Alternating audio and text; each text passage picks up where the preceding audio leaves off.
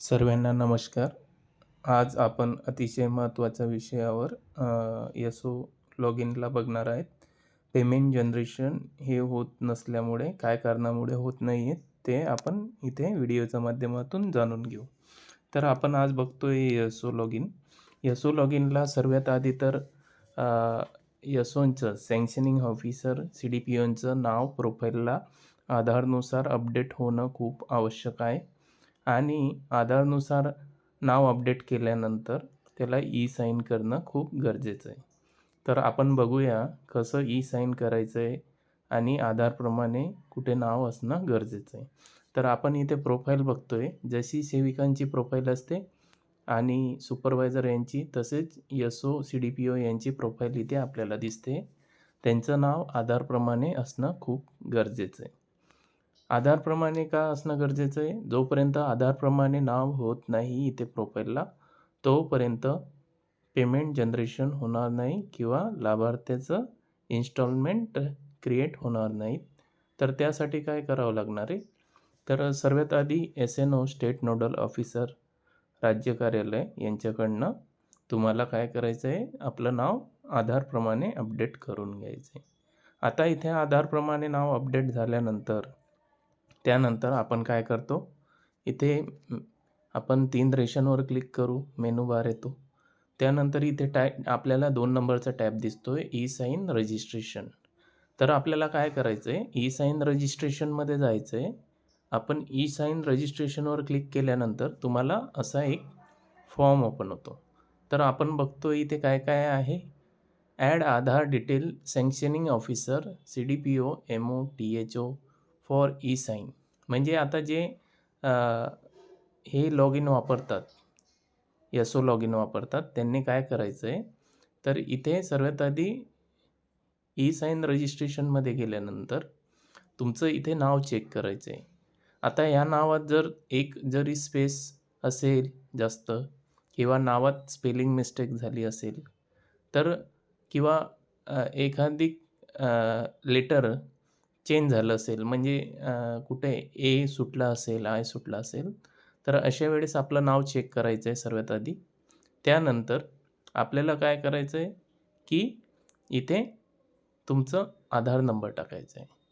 आपण आता एक आधार नंबर टाकून बघणार आहेत आणि आपण इथे काय काय माहिती अपडेट करायची ते पण जाणून घेणार आहेत.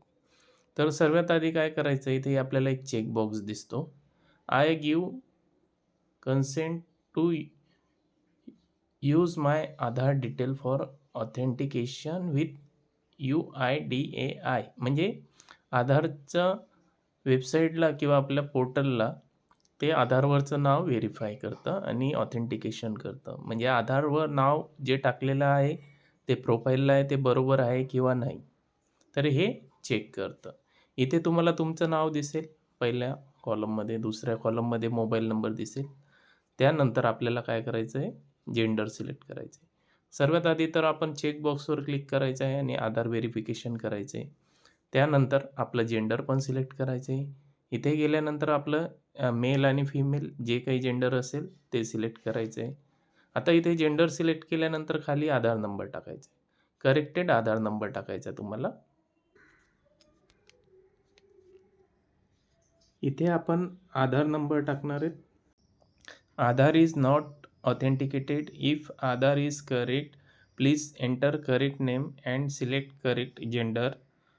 For name correction please contact your concern state nodal officer. तर याच्यात असं म्हटलं आहे की जर आधाराप्रमाणे नाव नसेल तुमचं तर राज्यस्तरावरून स्टेट नोडल ऑफिसर यांना सांगून तुमचं नाव चेंज करून घ्यायचं आहे. त्यानंतर आपण पुढे बघतोय जेंडर सिलेक्ट करायचं आहे. जेंडर सिलेक्ट केल्यानंतर पुढचं आपण बघूया. जिथले काही सँक्शनिंग ऑफिसर असतील त्यांची डेट ऑफ अटॅचमेंट इथे टाकून घ्यायची. त्यानंतर त्यांच्या प्रोजेक्टचा इथे ॲड्रेस टाकायचा आहे. आता डेट ऑफ अटॅचमेंटमध्ये काय टाकायचं आहे, तर बरेच लोक आपली जन्मतारीख टाकून देतात किंवा ज्या दिवशी अपडेट करतात ती तारीख टाकतात. तर असं नाही तारखा टाकायच्या. तर कुठली तारीख टाकायची तुम्हाला, तर तिथे टाकायची तुमचं ज्या वेळेस तुम्ही त्या प्रोजेक्टला रुजू झालेत, म्हणजे ज्या दिवशी तुम्ही जॉइनिंग केली त्या प्रोजेक्टला जॉइनिंगची तारीख तिथे डेट ऑफ अटॅचमेंटमध्ये टाकायची आहे आणि तुमचा जो प्रोजेक्ट आहे त्याचं नाव टाकायचं खाली ॲड्रेसमध्ये आणि सबमिट करायचे. सबमिट केल्यानंतर तुम्हाला सक्सेसफुलीचा मेसेज येईल. मेसेज आल्यानंतर काय करायचं आहे, 48 तास लागतात अपडेट होण्यासाठी. 48 तासानंतर किंवा 2 दिवसानंतर तुम्हाला पेमेंट जनरेशनसाठी लाभार्थी दिसायला सुरुवात होईल. तर पेमेंट जनरेशनची पण आता प्रोसेस चेंज होणार आहे. त्यामुळे पुढील व्हिडिओमध्ये बघणार आहेत की पेमेंट जनरेशन कसं करायचं आहे. असेच नवीन व्हिडिओ बघण्यासाठी चॅनलला लाईक करा, शेअर करा आणि सबस्क्राईब करायला विसरू नका. धन्यवाद.